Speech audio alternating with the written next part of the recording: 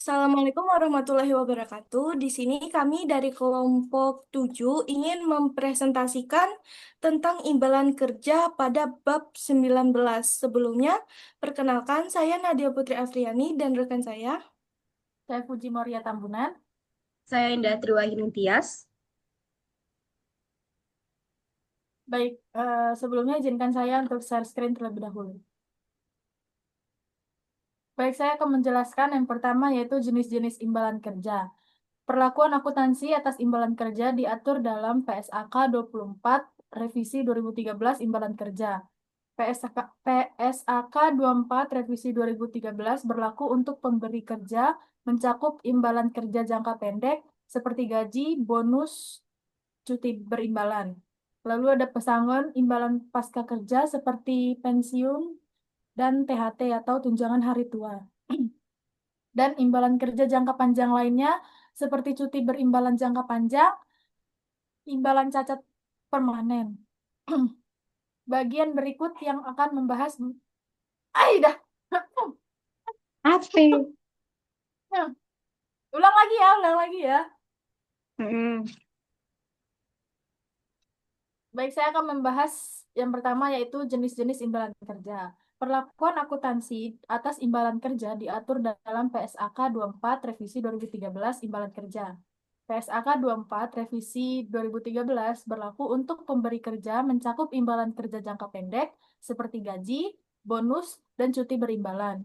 Lalu ada pesangon, ada imbalan pasca kerja seperti pensiun dan tunjangan hari tua, dan yang terakhir ada imbalan kerja jangka panjang lainnya, yaitu seperti cuti berimbalan jangka panjang dan imbalan cacat permanen.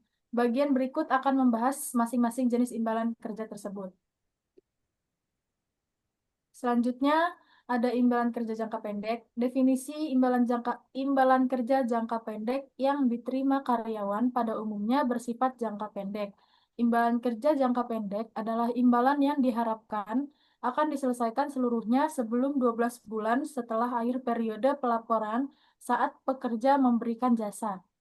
Imbalan kerja jangka Imbalan kerja jenis ini tidak mencakup pesangon. Walaupun jatuh temponya juga dalam jangka pendek, namun pesangon terjadi karena pemutusan hubungan kerja, bukan karena jasa karyawan, sehingga perlu diatur secara khusus. Imbalan kerja jangka pendek pada umumnya mencakup gaji, upah, iuran jaminan sosial, cuti berimbalan, bagi laba dan bonus, atau imbalan lainnya seperti rumah dan kendaraan dinas.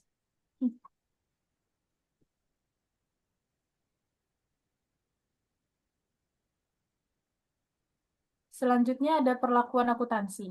Perlakuan akuntansi atas imbalan kerja jangka pendek. Yang pertama yaitu sederhana, tidak perlu perhitungan aktuaria dan tidak didiskontokan.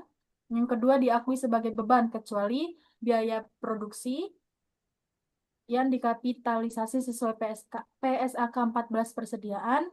Dan yang kedua ada perolehan aset tetap yang dikapitalisasi sesuai PSAK 16 aset tetap. Dan jika ada imbalan terutang, itu diakui sebagai liabilitas.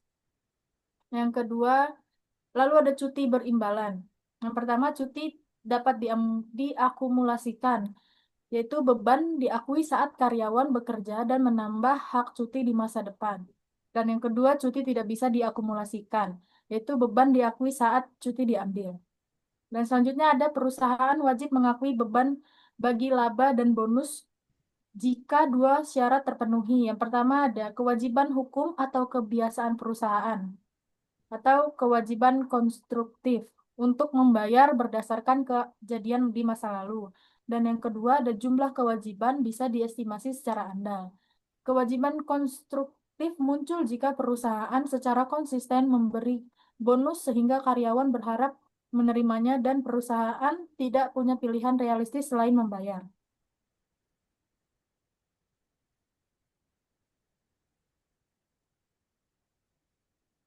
Berikutnya yaitu contoh soal.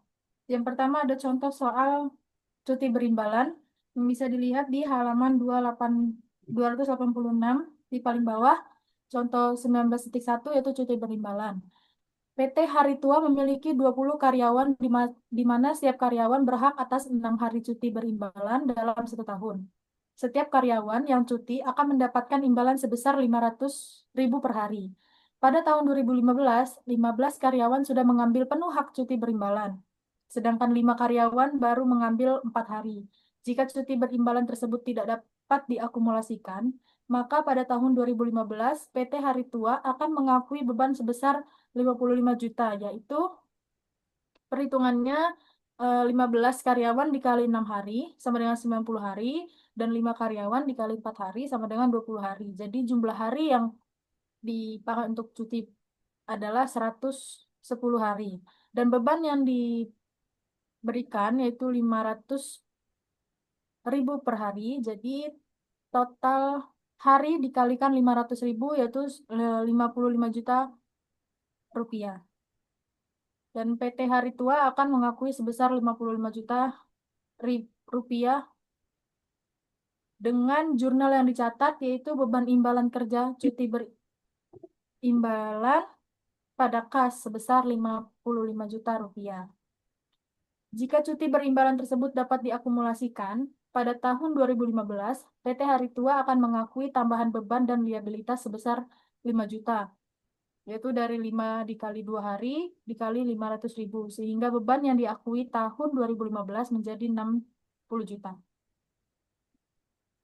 Dan selanjutnya ada contoh bagi laba dan bonus di halaman 287, contoh 19.2. PT Hari Tua memiliki kebiasaan untuk membagi bonus pada karyawan tiap tahun. Bonus tersebut biasanya dihitung sebesar 2% dari laba bersih. Bonus atas 1 tahun ditetapkan pada rapat umum pemegang saham atau RUPS dalam rangka pengesahan laporan keuangan tahun tersebut. RUPS biasanya dilakukan 4 bulan setelah tanggal pelaporan, yaitu bulan April tahun berikutnya. Perakiraan laba bersih tahun 2015 adalah 100 miliar. Kebiasaan PT Hari Tua membagi bonus tiap tahun menyebabkan adanya kewajiban konstruktif. Dan nilai bonus dapat diestimasi sehingga pada tahun 2015, PT Hari Tua mengakui beban dan liabilitas sebesar 2 miliar, yaitu dari 2% dari 100 miliar. Dan jurnal yang dicatat oleh PT Hari Tua pada tahun 2015 ialah beban imbalan kerja bonus sebesar 2 miliar pada biaya yang masih harus dibayar atau liabilitas sebesar 2 miliar. Baik, selanjutnya yaitu ada pesangon. Definisi pesangon adalah imbalan yang wajib dibayar perusahaan saat pemutusan kontrak kerja atau PKK, baik karena karyawan dihentikan atau karena karyawan mengundurkan diri atas tawaran perusahaan atau secara sukarela. Dasar hukum atas pesangon yaitu UU nomor 13 tahun 2003 tentang ketenagakerjaan. Dan komponen pesangon sendiri yaitu ada uang pesangon, ada uang penghargaan masa kerja, dan juga uang penggantian hak. Dan pembayaran pesangon biasanya sebesar pesangon tergantung masa kerja karyawan, dan yang kedua harus dibayar tunai kecuali karyawan setuju untuk dalam bentuk non-tunai. Dan perlakuan akuntansi atas pesangon yaitu pengakuan pesangon. Pesangon diakui sebagai beban dan liabilitas pada tanggal lebih awal antara yang pertama ada saat tawaran pesangon tidak bisa ditarik kembali, dan yang kedua saat biaya restrukturisasi diakui sesuai PSAK 57. Dan selanjutnya tawaran sukarela tidak bisa ditarik jika yang pertama karyawan menerima tawaran atau ada aturan yang membatasi penarikan tawaran, misalnya hukum atau kontrak. Dan selanjutnya ada jika pesangon terutang akibat keputusan perusahaan. Pengakuan dilakukan saat perusahaan mengomunikasikan keputusan kepada karyawan, dan pengukuran pesangon dilakukan jika dibayar dalam waktu kurang lebih 12 bulan,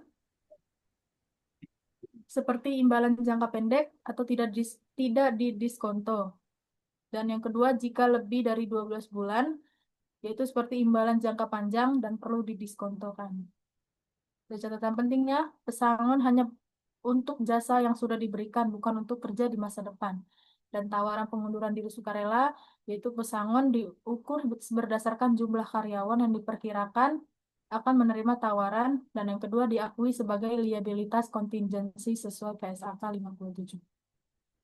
Dan berikut contoh soal pesangon, yaitu Pada halaman 288, contoh 19.3, pada pertengahan tahun 2015, PT Haritua memutuskan melakukan pemutusan kontrak kerja atau PKK atas 10 orang karyawan dengan jumlah pesangon keseluruhan senilai 500 juta. Selain itu, PT Haritua juga menawarkan kepada 5 karyawan lainnya untuk berhenti secara sukarela. Setiap karyawan yang menerima secara sukarela akan mendapatkan pesangon masing-masing 60 juta. PKK direncanakan efektif dilakukan awal tahun 2016. Jika seandainya PT Haritua tidak mungkin lagi membatalkan penawaran PKK tersebut, maka pada akhir tahun 2015 PT Haritua harus mengakui beban walaupun pembayaran pesangon belum direalisasi. Untuk PKK secara sukarela, PT Haritua mengestimasi 2 dari 5 karyawan akan menerima tawaran PKK.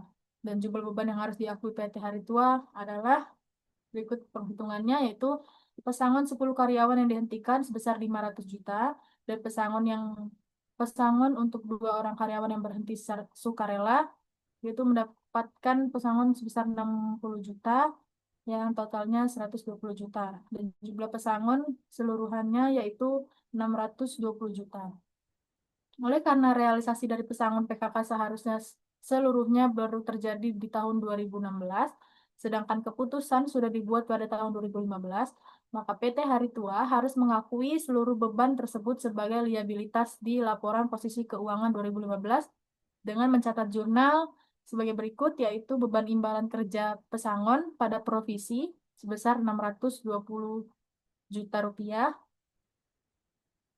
dan jika sudah ada sebagian pesangon yang terrealisasi di tahun 2015, maka liabilitas diakui setelah dikurangi jumlah yang telah dibayar. Pada tahun 2016, ketika terjadi realisasi, maka PT Haritua akan membuat jurnal yaitu provisi pada kas sebesar 620 juta jika itu sudah terrealisasi di 2016. Jika estimasi jumlah karyawan yang secara sukarela berhenti berbeda dengan realisasinya, maka diterapkan secara prospektif pada tahun 2016 sehingga tidak diperlukan penyesuaian atas bagian yang sudah diakui pada tahun 2015.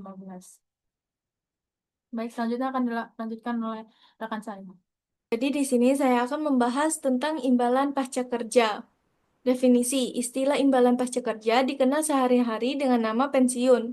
Namun, imbalan pasca kerja tidak hanya mencakup pensiun, tapi semua imbalan yang akan diterima karyawan setelah masa kerja selesai, seperti asuransi dan tunjangan kesehatan pasca kerja. Jadi, imbalan pasca kerja adalah imbalan kerja yang disediakan perusahaan atau selain pesangon dan akan diberikan kepada pekerja setelah menyelesaikan masa kerjanya.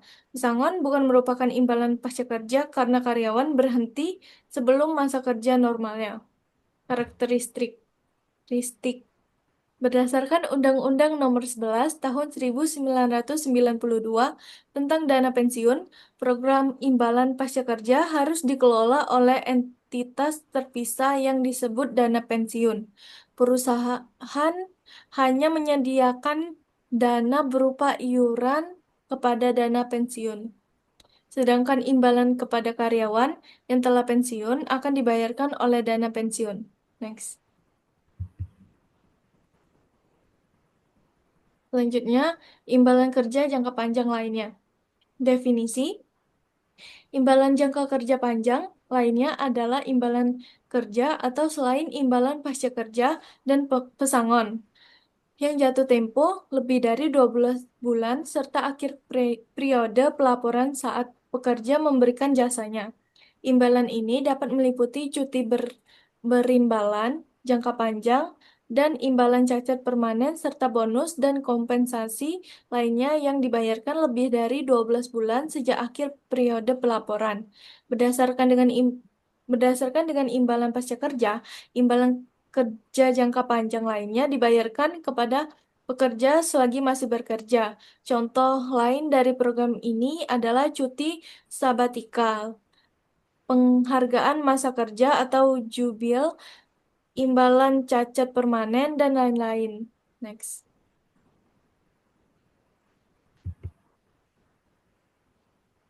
Selanjutnya, perlakuan akuntansi. Untuk imbalan jangka kerja jangka panjang lainnya, perusahaan menghitung total nilai neto dari jumlah berikut. Yang pertama, biaya jasa. Yang kedua biaya bunga neto atas liabilitas atau aset, imbalan pasti neto, dan yang ketiga,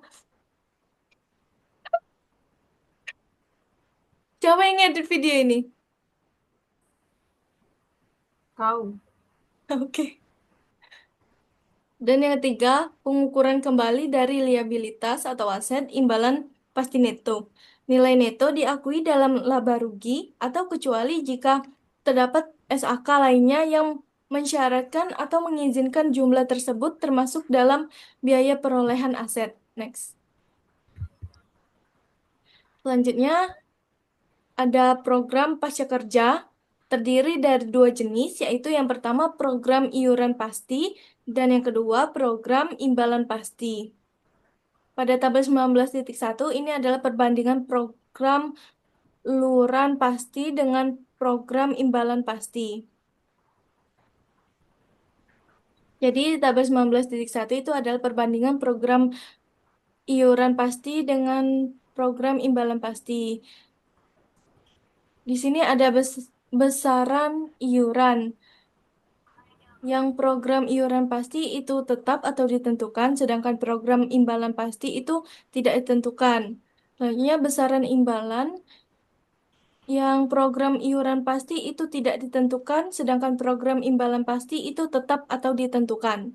Selanjutnya ada kewajiban entitas yang program iuran pasti itu tergantung pada iuran yang disepakatin, sedangkan program imbalan pasti itu tergantung kepada imbalan yang disepakatin. Selanjutnya, risiko aktuarial.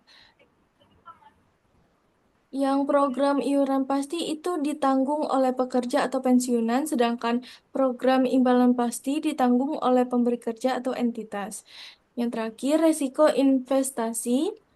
Program iuran pasti itu ditanggung oleh pekerja atau pensiunan, sedangkan program imbalan pasti itu ditanggung oleh pemberi kerja atau entitas. Next. Selanjutnya di sini ada dana atas program imbalan pasca kerja haruslah dikelola secara terpisah dari kekayaan perusahaan entitas dana pensiun dapat dibagi menjadi dua jenis yaitu sebagai berikut. Yang pertama ada dana pensiun pemberi kerja atau DPPK, yaitu dana pensiun yang didirikan oleh pemberi kerja untuk menyelenggarakan program imbalan pasti atau program iuran pasti, serta pada DPPK umumnya hanya karyawan pada perusahaan pendiri atau mitra pendiri. Yang kedua, ada dana pensiun lembaga keuangan atau DPLK, yaitu dana pensiun yang dibentuk oleh bank atau perusahaan asuransi jiwa untuk menyelenggarakan program pensiun iuran pasti bagi perorangan, baik karyawan maupun pekerja mandiri. Peserta pada DPLK terdiri dari karyawan dari berbagai perusahaan atau multi pemberi kerja atau perorangan. Next.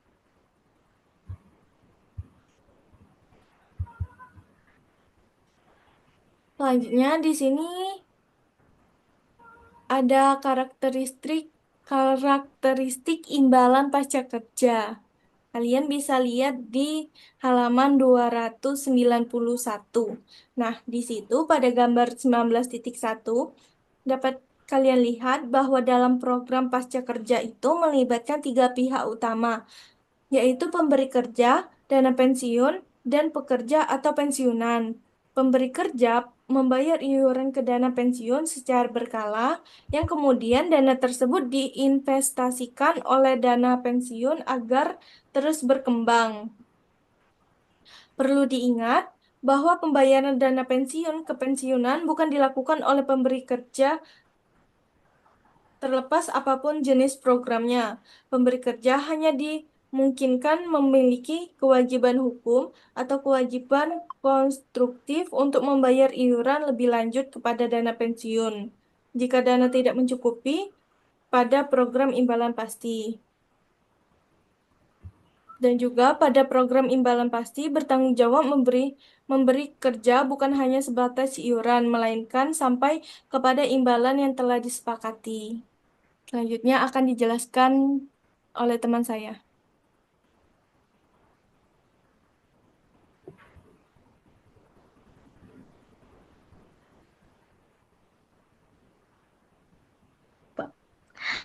Baik, di sini untuk program iuran pasti, definisi sendiri yaitu ada dari PSAK 24 revisi 2010, yang mana program imbalan pasca sarjana, di mana pemberi kerja wajib membayar sesuai dengan imbalan yang sudah ditetapkan kepada dana pensiun. Di sini ada perlakuan akuntansi, yang mana perlakuan akuntansinya yaitu pada program iuran pasti etika pekerja telah memberikan jasanya kepada perusahaan. Seluruh arah yang jatuh tempo untuk bulan tersebut dicatat sebagai beban, kecuali jika didapatkan dicatat sebagai perolehan aset atau persediaan atau aset tetap sesuai ketentuan PSAK 14 revisi 2008 dan 16 revisi 2011. Dan jika perusahaan telah membayar seluruh iuran yang eh, jatuh tempo, maka perusahaan bisa membuat dengan beberapa jurnal. Next. Oke. Di sini bisa dilihat di halaman 293 ada contoh. Di sini adalah misal pada bulan Juni 2015 iuran pensiun yang harus dibayar oleh PT Hari Tua untuk bulan tersebut adalah 15 juta. Jika PT Hari Tua membayar seluruh iuran tersebut, maka jurnal yang dicatat oleh PT Hari Tua untuk bulan Juni adalah sebagai berikut. Jadi untuk jurnal pertama diakui sebagai beban, yaitu 15 juta. Jadi jurnal pertama adalah beban 15 juta dan kas 15 juta. Lalu di yang kedua, PT Hari Tua baru membayar 10 juta ternyata atas iuran tersebut hingga bulan Juni. Maka jurnal yang dicatat yaitu jurnal kedua, yaitu beban sebesar 15 juta, kas yang dibayarkan yaitu 10 juta dan liabilitas sisa dari utang tersebut yaitu 5 juta. Next.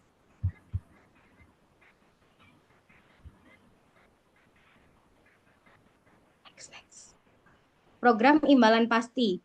Definisi di sini adalah berdasarkan PSAK 24 revisi 2010, program imbalan pasca sarjana di mana pemberi kerja wajib membayar sesuai dengan imbalan yang sudah disepakati bagi pekerja. Dan pemberi kerja memiliki kewajiban hukum untuk membayar iuran lebih lanjut jika dana pensiun tidak memiliki aset yang cukup untuk membayar seluruh imbalan kerja nilai yang telah disepakati.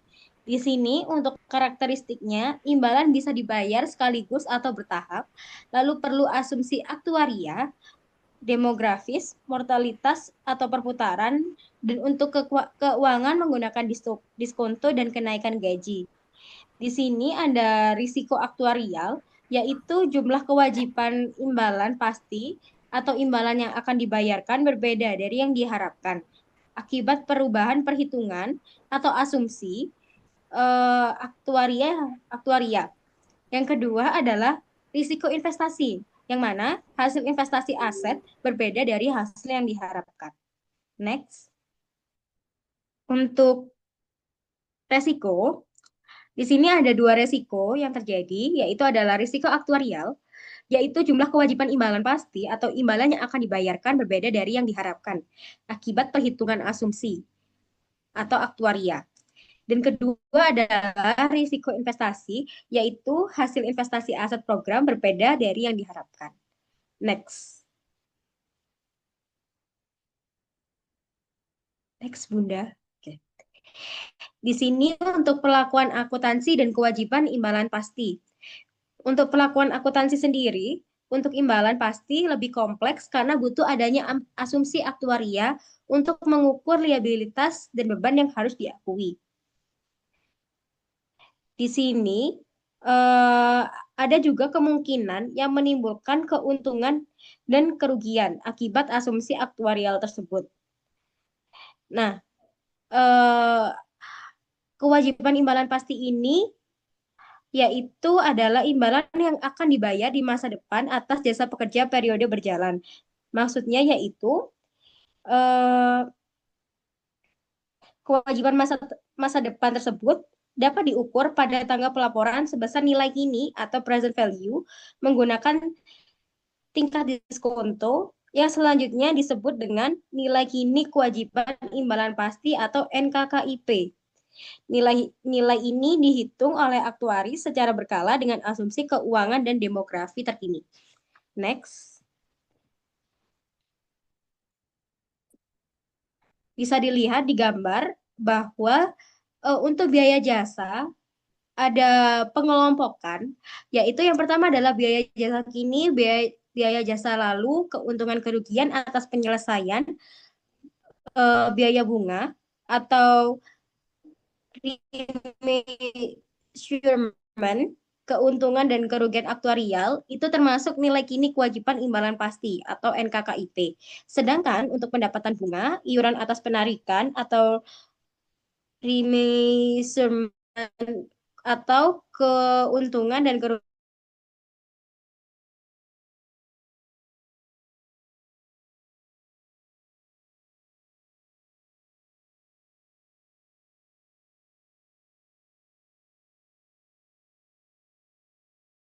wajar aset, lihat bahwa ada jasa lalu itu perubahan NKKIP yang diakibatkan perusahaan melakukan amandemen program imbalan pasti yang akan melakukan penurunan signifikan dalam jumlah pekerjaan yang ditanggung oleh program. Sedangkan untuk eh, keuntungan dan kerugian itu ketika perusahaan melakukan transaksi menghapuskan semua kewajiban atas bagian dari seluruh imbalan dalam program imbalan pasti. Untuk biaya bunga, di sini adalah kenaikan NKKIP yang timbul selama satu periode karena periode semakin dengan pembayaran imbalan. Sedangkan untuk eh, pengukuran kembali itu mencakup keuntungan dan kerugian aktuarial, yaitu penyesuaian akibat perubahan asumsi atas NKKIP. Next.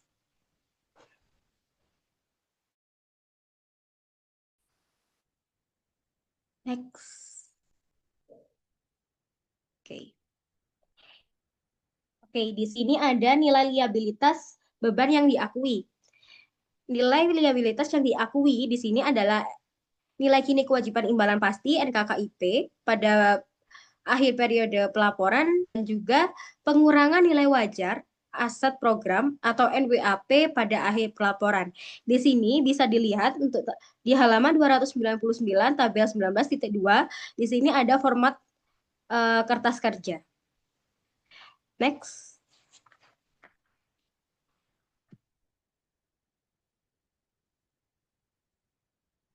Di sini ada contoh di 19.4 bisa dilihat PT Hari Tua memiliki program pasca kerja imbalan pasti untuk karyawan pada tahun 2015. Posisi saldo terkait untuk nilainya sesuai dengan yang ada di soal. Nah, di sini untuk jawabannya sendiri yaitu tabel berdasarkan soal, lalu biaya jasa ini 15 juta itu juga berdasarkan soal. Lalu untuk biaya bunga juga sama, berdasarkan nilai soal dari 100 juta dikali 110%, jadi 10 juta. Di sini sifatnya untuk nilai kini dia mengurangi dan untuk pendapatan bunga juga sama. Pendapatan bunga itu dapat dari 10%, 100 juta dikali 10%.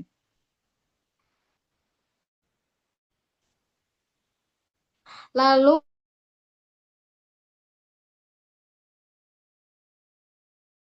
iuran sendiri 12 juta berdasarkan soal, imbalan juga sama 8 juta itu berdasarkan soal. Lalu untuk remeasurement 8 juta sama, dan remeasurement rugi aktual 3 juta itu berdasarkan dari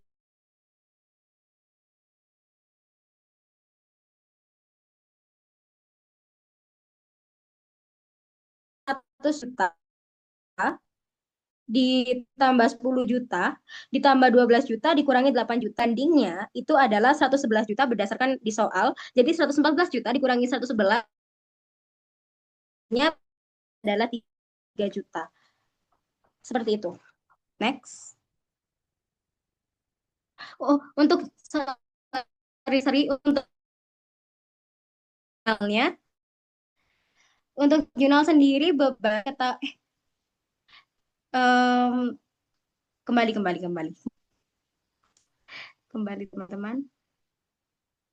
Jurnalnya belum. Kembali. Untuk jurnalnya di sini beban diketahui 15 juta, kas 12 juta, dan liabilitasnya adalah 14 juta, penghasilan komprehensifnya yaitu 11 juta. Seperti itu. Next.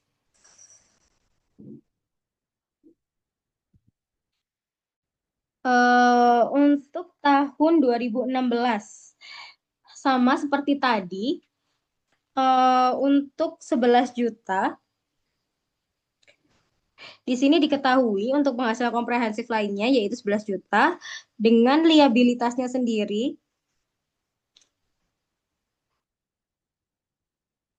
dan untuk liabilitasnya yaitu 14 juta. Sedangkan untuk biaya jasa kini 17 juta berdasarkan di soal. Lalu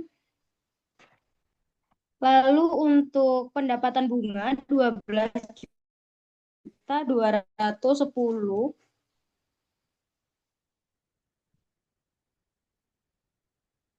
Jadi di sini untuk saldo awalnya, untuk nilai kini kewajiban imbalan pasti 125 juta berdasarkan soal, dan nilai wajarnya di sini adalah 110 juta. Pengurangan dari 125 juta diambil dari 125 juta dikurangi 111 juta. Lalu untuk biaya jasa kini yaitu 17 juta. Untuk biaya bunga 13.750 berdasarkan soal. Lalu untuk pendapatan bunga 12.210 perhitungan dari 125 juta dikali 11%. Jadi 12.210. Untuk iuran sendiri 13 juta berdasarkan soal. Lalu untuk remeasurement keuntungan yaitu di sini 6 juta, hasil dari 125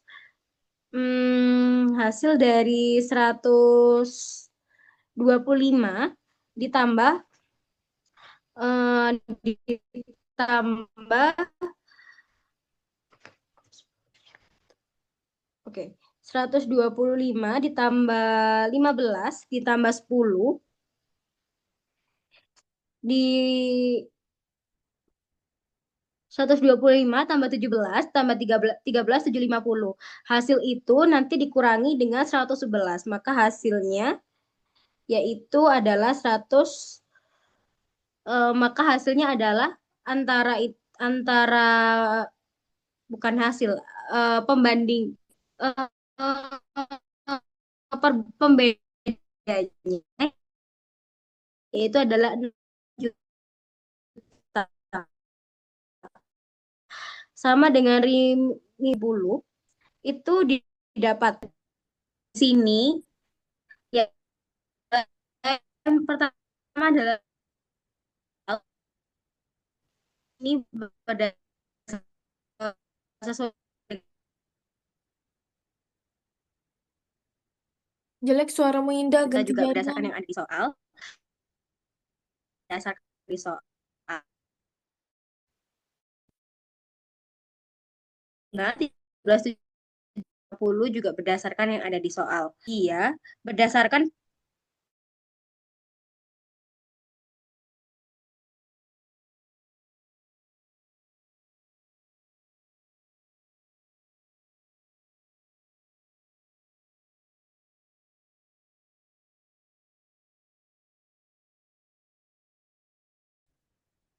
Sorry guys, sorry, oke.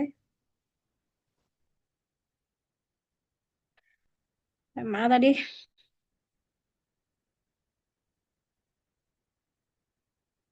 Baik, untuk 12.210 dia berdasarkan 138.750 dikurangi 125.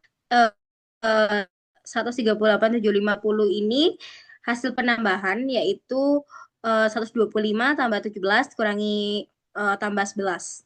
Lalu dikurangi nilai kini sebesar 125.210. Lalu di sini 13 juta dia berdasarkan soal 1290 di sini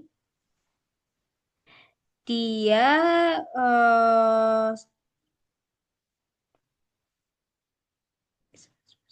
wait, mana nih? 1290 ini berdasarkan 138.300 dikurangi 125.210. Dan untuk jurnalnya yaitu beban sebanyak 18.540, penghasilan komprehensif lainnya 12.550, dan untuk kasnya yaitu 13 juta dan liabilitasnya adalah 18.090. Next.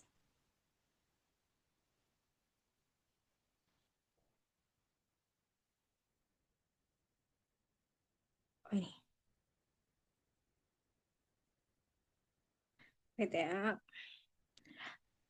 Untuk 2017 sendiri, saldo awalnya 7.090 berdasarkan yang ada di soal, dengan nilai kini kewajiban imbalan 139.750 juga ada di soal.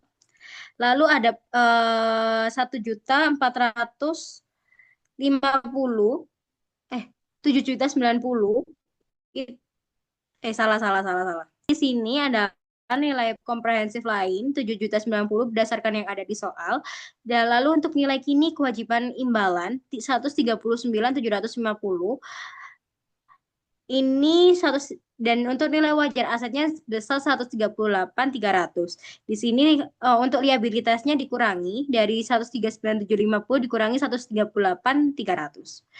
Lalu untuk saldo awal disesuaikan 60 juta, untuk nilai komprehensif lainnya juga sama 7.090, liabilitasnya juga sama 1.450.000. Di sini untuk nilai kewajiban imbalan pasti 199.750 berdasarkan penambahan dari 139.750 ditambah biaya jasa lalu di situ dari soal yaitu 60.000, jadi total 199.750. Untuk biaya jasa kini juga berdasarkan dari soal 16 juta. Dan untuk biaya bunga sendiri itu diambil dari tingkat wait.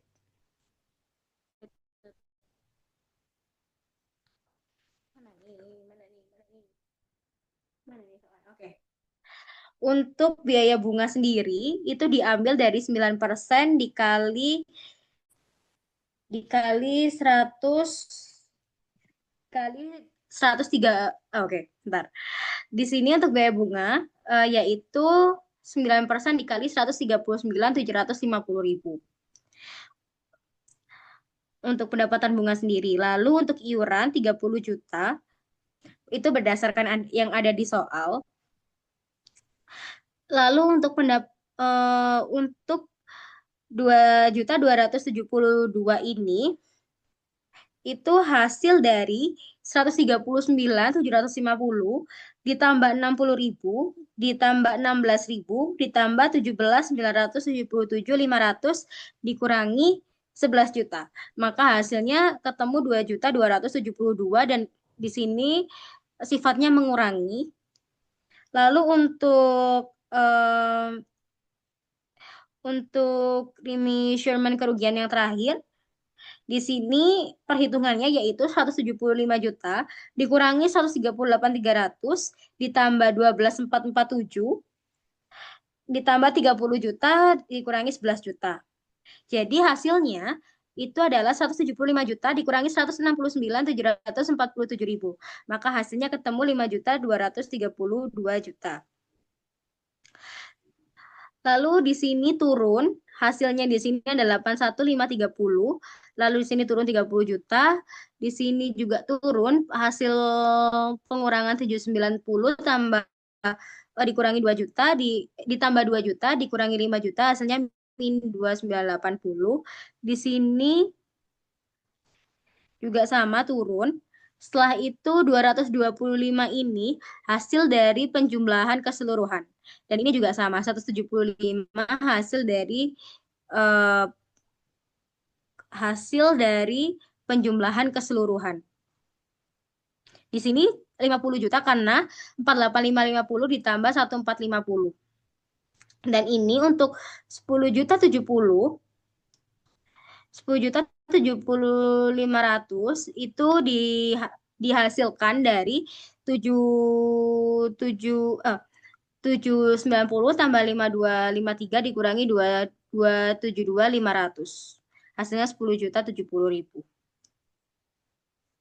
Lalu untuk jurnalnya sendiri yaitu beban sebesar 81.530. Lalu untuk liabilitasnya yaitu 30 juta. Lalu penghasilan komprehensif untuk kasnya sendiri 30 juta. Lalu untuk liabilitasnya ini adalah 48.550.000 dan untuk penghasilan komprehensifnya yaitu 2.980.000. Next. Untuk penyajian dan pengungkapan. Jadi di sini ada penyajian dan pengungkapan. Yang pertama adalah saling hapus.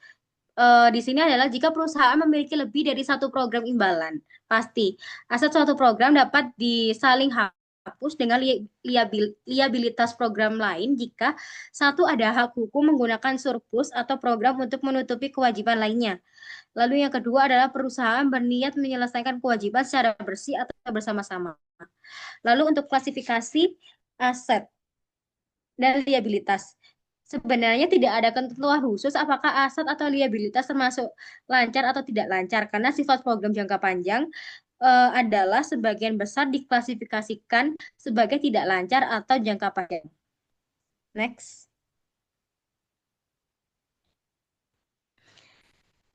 Penyajian dan pengungkapan. Di sini ada komponen keuangan dari beban imbalan pasti yang terdiri dari biaya jasa, biaya bunga, pendapatan dari aset program. Dan di PSAK 24 tidak mewajibkan pemisahan komponen biaya dalam laporan. Dan dalam praktik umum juga, mereka menggabungkan semua komponen ke dalam satu kelompok beban. Untuk contoh pengungkapannya, bisa dilihat di halaman 307 di ilustrasi 19.1. Next.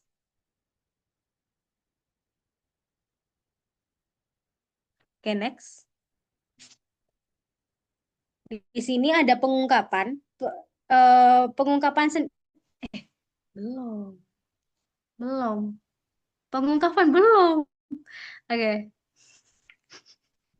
Oke. Oke. Oke. Pengungkapan.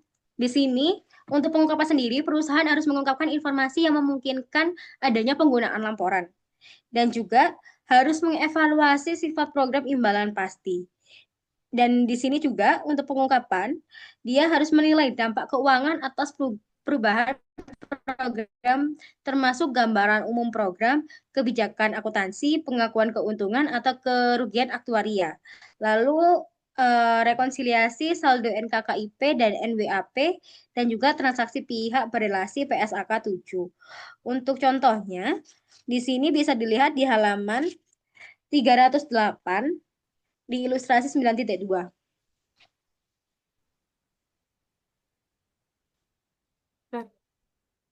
Baik, sekian presentasi dari kelompok kami. Mohon maaf apabila ada kesalahan atau kurang kata.